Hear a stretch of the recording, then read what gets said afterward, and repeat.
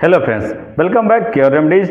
दोस्तों, uric acid आपकी body में बनने वाला वो वेस्ट प्रोडक्ट होता है जो अगर डिपॉजिट होने लगे, जमा होने लगे आपकी बॉडी में, तो उसकी वजह से तमाम बड़ी बड़ी बीमारियां होने लगती हैं। और जब ये बढ़ता है तो आपकी बॉडी में कुछ लक्षण शो होते हैं, कुछ सिम्टम्स शो होते हैं जिसको आप अनदेखा कर देते हैं, समझ नहीं पाते हैं, जिसकी वजह से आप बड़ी बीमारी का शिकार हो जाते हैं, जैसे arthritis, gout, kidney failure, weakness, तमाम तरीके की प्रॉब्लम होने लगती हैं इस यूरिक एसिड के बढ़ने से।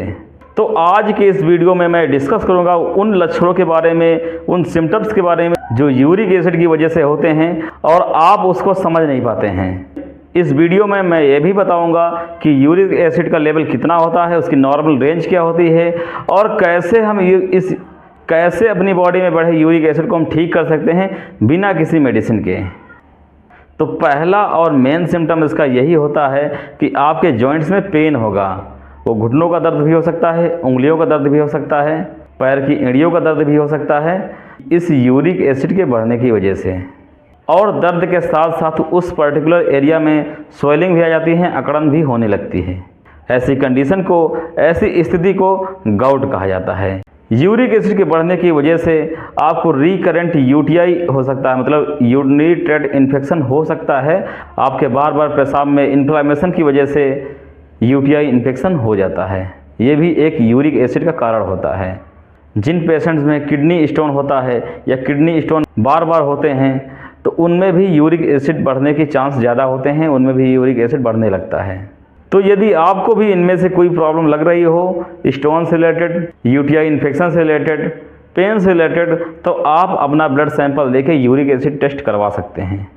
दोस्तों, बहुत ही एक अनकॉमन प्रॉब्लम देखी जाती है अक्सर यूरिक एसिड के बढ़ने की वजह से, जो अनएक्सप्लेन्ड वीकनेस होती है। हम समझ ही नहीं पाते कि हमको वीकनेस कहाँ से हो रही है, हम समझ ही नहीं पाते कि हमारी बॉडी में ये थकावट क्यों रहता है, हमारी बॉडी में एनर्जी लॉस क्यों रहती है। ये भी एक बड़ा कारण हो सकता है यूरिक एसिड के बढ़ने का। तो सवाल यहाँ पे ये उठ रहा है कि यूरिक एसिड को हम कैसे पहचान पाएंगे, कैसे समझ पाएंगे कि हमारी बॉडी में यूरिक एसिड जमा होने लगा है, बढ़ने लगा है, उसका ब्लड में स्तर बढ़ चुका है। उसको कंफर्म करने के लिए कुछ टेस्ट होते हैं जो ब्लड सैंपल के थ्रू करवाए जाते हैं। उसमें पता चल जाता है कि यूरिक एसिड कितना है।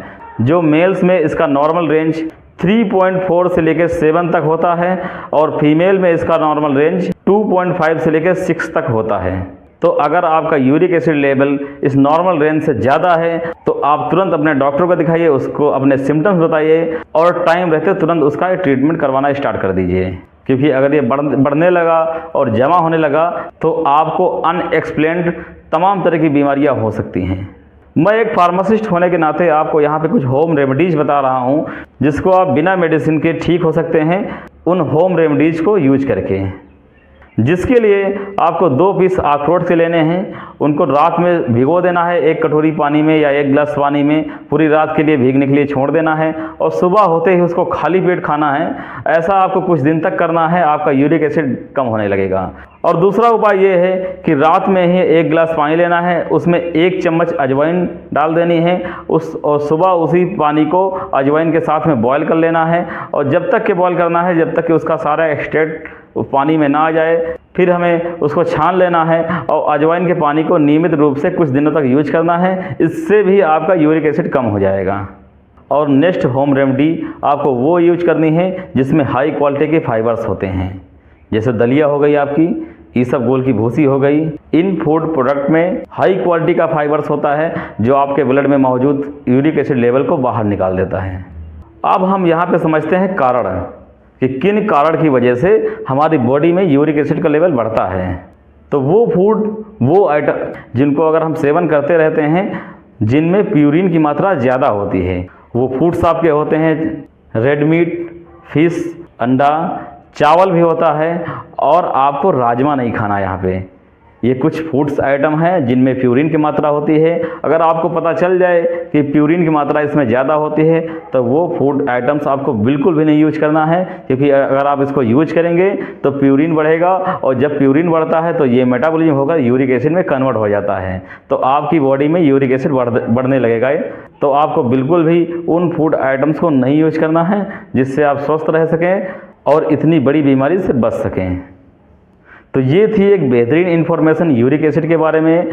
आई होप इस वीडियो के जरिए आप समझ गए होंगे कि यूरिक एसिड क्या होता है, उससे होने वाले क्या बड़े बड़े नुकसान हो सकते हैं और कैसे इससे हम बच सकते हैं। तो मिलता हूँ मैं आपको नेक्स्ट वीडियो में।